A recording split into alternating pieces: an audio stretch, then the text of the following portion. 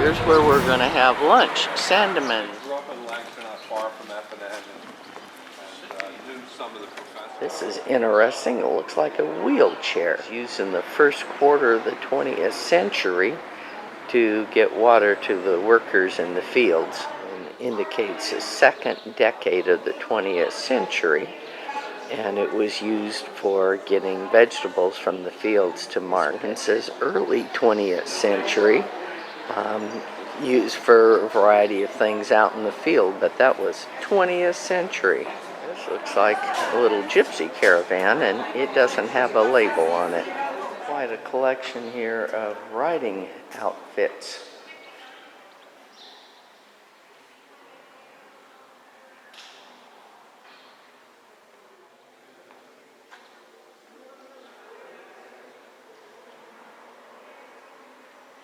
And over in the corner is a very pretty spiral staircase. So after the carriage museum and looking at the horses where we couldn't take any pictures, we're over here where they do the training. And there's a horse.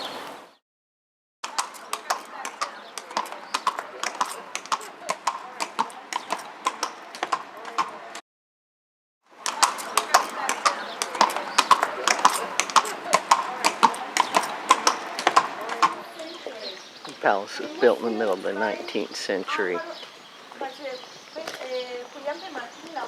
Okay, this riding school was built in the 80s, 1980s. And the style is typical Andalusian with the white and the kind of mustard yellow, which is the same color as the ground. There's horses over there getting a bath. And here comes a couple of guys coming around the ring.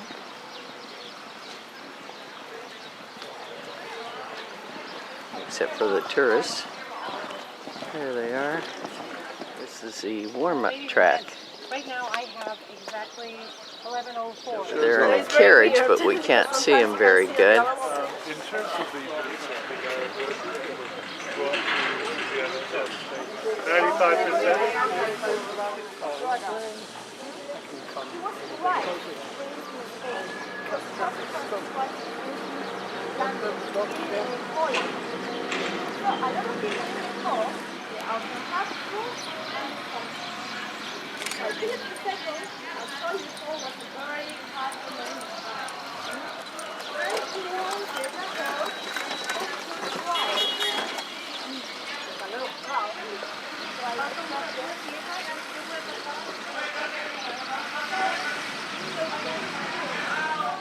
We were able to watch the horses practice, but we were unable to take any pictures. But later, we were able to watch this video while on the bus.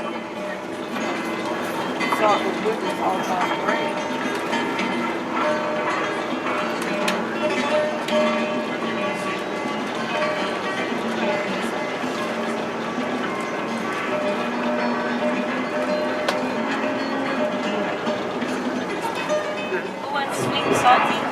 What do you want? Salty? Anybody want sweet? Saludable. You said salty? Please. CC, oui. Put both your hands together, they kind of fall. Wait, you want sweet? C'est pas le problème. C'est pas le problème. All right? Here's some salt.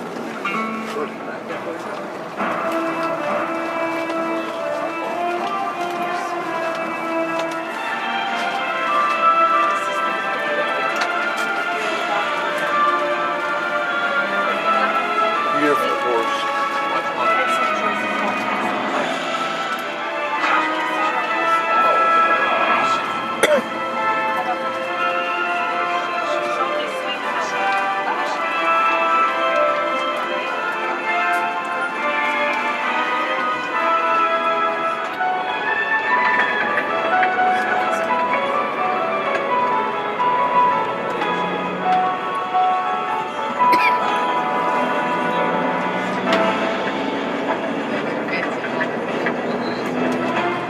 riding school, I think we're thirsty. So we're going to go try some sherry. Sandeman had port in Porto, but of course here it's sherry. Remember what I told you before? Mix the bottles on the dam. You can see the same soil we have seen in the arena. In the arena, outside in the garden, in the park. Also the same color of their building. Here's our tour guide. Whoa. To my right. You're right, The barrels are American oak. When the wine is bred inside to the barrel. The different numbers that we write in the barrel is the numbers of arrobas that we have in one barrel. One arroba is a jug, is a measure with 16 liters in capacity.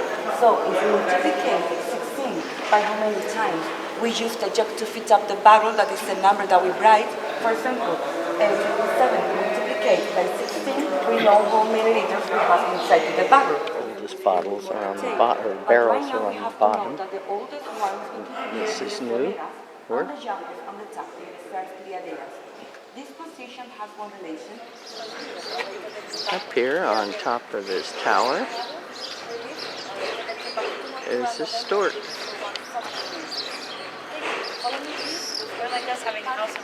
No birds on that one right now. Out here are covered with pots.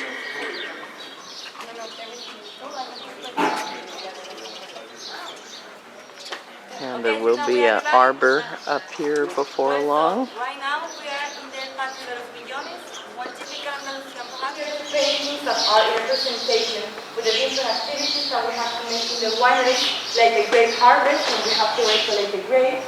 On top of art, we can see the cooper age, that tunnel area where we label the barrel, everything by hand, and the people working in the lagares. The lagares are the old machilo outside again, in your left. And you can see one part of the Lagore Supreme, and number one is a pure Pedro Jimenez. The Pedro Jimenez is a sweeter wine from Jerez because it's coming from the raisins Pedro Jimenez, from the grape Pedro Jimenez, because from the grapes it has to make the raisins. I'm going to explain you later how we do it. That is very easy in the museum.